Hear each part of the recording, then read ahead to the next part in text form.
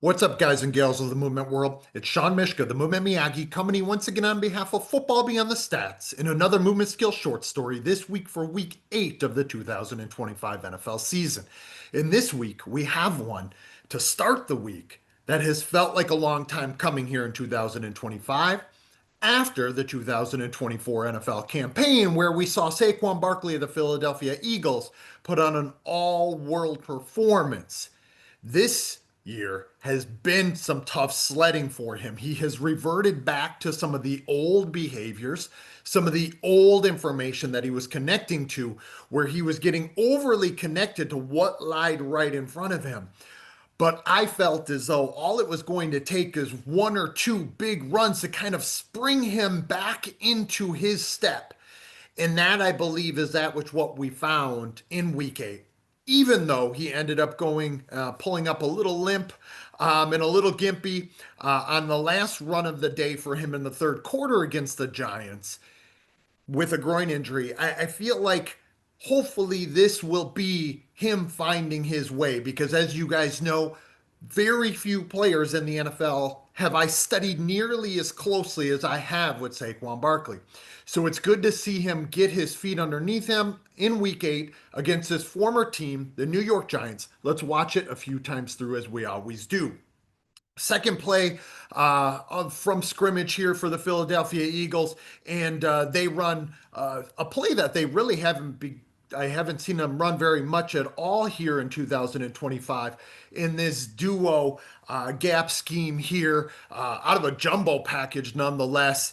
And Saquon does Saquon like things when he gets in the open field one-on-one with Tyler Yearby of the New York Giants, safety of the New York Giants. Even with the Giants running kind of a 8-man box here, Saquon goes the opposite direction, takes it out the back door, and there's going to be some things that we're going to be able to look at here with this, particularly when it again to 50% speed. A few things that I want to point out is that, as I have been, my trendy book here, Enhancing Skill in American Football, my cheap plug obviously here for the book. If you haven't picked it up, go ahead and do so. You're gonna see a number of key concepts that we illustrated in the book illustrated here on this respective play. Remember, we're using these movement skill short stories to help to connect the dots between some awfully deep and rich conceptual ideas that we presented in the book and to allow it to come to life in practice. And it's not just in that which what we see in this respective play, but it's in what it is that we can do as practitioners to set up a practice and learning environment with activities that represent similar slices or snippets of the game. Now, I'm letting this run through in this sideline view because the view I actually want to show you today on our movement skills short story is from the end zone view. And NFL on Fox here is going to get it to us right now. A few things that I want to make the mention. I said that in the book, we talk a lot about some of these ideas that are going to come to life, right? Ironically enough, I'm trying to find the page here. I should have actually had that on cue. On page 67, when we're talking about information and affordances, I don't know if y'all can see that. Okay. There's a picture that I included on a landscape of affordances. And that landscape of affordances really is just a fancy way of saying a landscape of opportunities to act on that respective play. Remember, affordances point both ways between the performer and the environment, and what the environment gives us and how that performer has the ability to act. I mentioned that jumbo package that we see here, where there are 3 offensive linemen on the right side of the formation. They're running duo, which just means we're going to get a bunch of double teams going on. And Saquon Barkley, when there is duo, is going to find a lot of space. You guys already see that right now. And I want to outline that right here because even though this space in this hole, you could drive my Kia Optima through, it's not up to him to see that right away and take it there, right? He still has to have the intentional aim to act in the way that the play would dictate and call for. Now, once a ball is snapped, as I've often said, you never know exactly what's going to happen. So the most adaptable players are the ones that are able to adapt most functionally and most skillfully based on what's there. But it's up to Saquon to press the line of scrimmage, okay? To do so in a way that would draw a number of parties forward or getting hesitation. It should draw this guy in, it should draw this guy in, it should get this guy, I think that's Brian Burns, running down the line of scrimmage, trying to attack Saquon at this hip here. Okay. Now there's still a big enough space. Saquon doesn't want to press that too long, press that line of scrimmage too long, that it allows Burns here to close that gap and to take him down before it is that he can even get going, especially when Saquon has an opportunity to go here or here. Okay. So hopefully that makes some sense. But I actually saw someone online, if I could take it a half beat back or so, um, mentioned something along the lines like, oh, Saquon could have just taken it right there, right? Yeah, and absolutely he could have.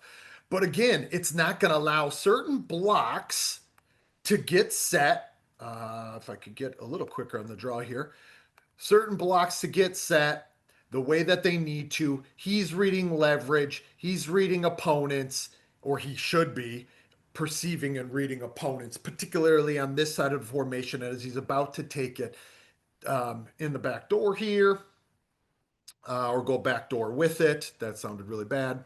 Hopefully, you guys get a little chuckle out of that. So, as he has the ability to cut out of that, now we talk about those landscape of affordances, right? And when we get into chapter 6 in the book, affordances across the landscape, page 162, 163.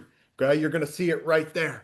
We basically outline exactly or a way that you could create a slice and snippet of the game for your players where you're not actually driving a play or a tactic in mind, a tactical strategy in mind, but you're giving them reps at solving similar movement problems such as this. Okay? So if we look at this now, I want you to look at where Saquon Barkley's eyes might be. Okay. And out of this, probably about like so, was where his perceptual vista might be oriented, right? His education of attention will flow into his education of intention, how he is aiming to act, and ultimately what can happen with the adaptability of his actions. Affordances across the landscape. We see those various affordances here, right? We still see this car-like gap. We see another car-like gap. And it's up to him to read and recognize, and I would say, and that's in football terminology, I would say perceptually pick up and become sensitive to what gaps afford you. Okay, what options that do you have? What, let me see if I could get my bubbles back. The blocks that we have here and the leverage around them. And then ultimately, when he busts out of this first, second level, this 1.5 type of range, right? When he goes from the first to the second level, he then has to become awfully attuned right here to this engagement and interaction between Devontae Smith and the cornerback, and then Tyler Yearby, the free man that Saquon is responsible for here. Those informational variables will coalesce and come together, will combine for Saquon to become attuned and adaptable to and around. And it's what it is that we need to expose players to this exact type of movement problem. And I think the NFL here is going to come up with a couple of different ads for me. So hopefully some stuff doesn't get blocked, but hopefully you can see what it is that I'm referring to. Once Saquon gets to this level, and he and Newbin are about 9 to 10 yards apart, right? And this is a little bit at an angle, but we can speculate as to that distance. I didn't actually NFL Next Generation stats this, even though we could. Okay. So he's taking an interpersonal distance, and obviously that interpersonal distance changes as he changes his orientation in his path, and Newbin does as well.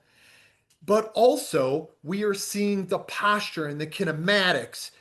This is not a safe place for Tyler Newbin, guys and gals. Okay, this is not a safe place for Newbin to be one on one in the open field with a lot of space to the right and to the left of Newbin, right? Huge amounts of space.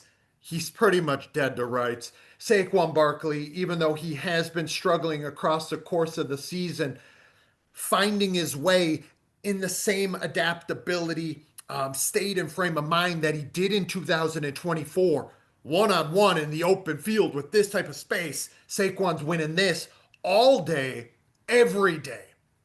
But as soon as he gets him hesitating ever so briefly, look at that hesitation. Saquon then hits the gas pedal. And there's my NFL ads that I talked about. Not mine, the NFL's. You can see it again once he gets him to freeze. But you can see where he's positioned. Tyler Newbin is already right foot way out here. The only place he can really go is on Saquon Barkley's poster at this point.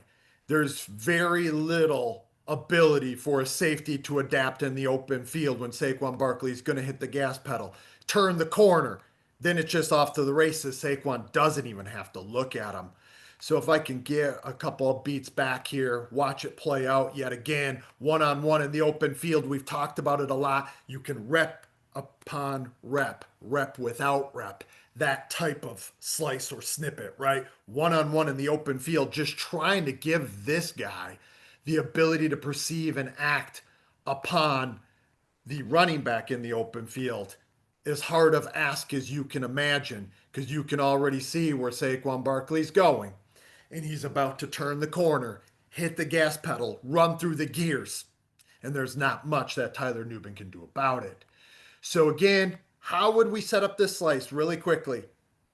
Let's go back to this point. Affordances across the landscape. I would, in a half line type of fashion, ball carrier getting ball in hand, right? And then let me just stamp them or draw them out here. This interaction right here. So now you got a 2v1 at bare minimum. You might have a 3v2 if we want to add those two. We might have a 4v3, okay? And then we add a safety. We could add these two over here as well, right? So we can change that just as we say within the book right there. Again, boom, affordances across the landscape. How do we do that? We do that by changing numbers, changing space. It all changes what this guy right here, Saquon Barkley, or our running back, is going to be able to do, how behavior affords behavior in this respective type of slice. Allow him being the ball carrier, to perceive and act upon certain affordances to act that I've already outlined. Gaps, okay, which gap does he want to take? It's up to him based on what he's reading with each one of these interactions. And again, we got this one in the mix. I usually don't actually even include that. I would include numerous dyadic relationships, usually 1, 2, 3 right there, 3 in front, and then a deeper safety. That is Saquon Barkley or our offensive backs responsibility to make miss. He's going to connect to all those information sources and begin to couple his movement tightly to them. And you can see Saquon Barkley, one of the best doing it when he gets like that in the open field. But when the Philadelphia Eagles are opening spaces and gaps for Saquon Barkley like that, that is what it is that they found in 2024. Hopefully they can continue to do that.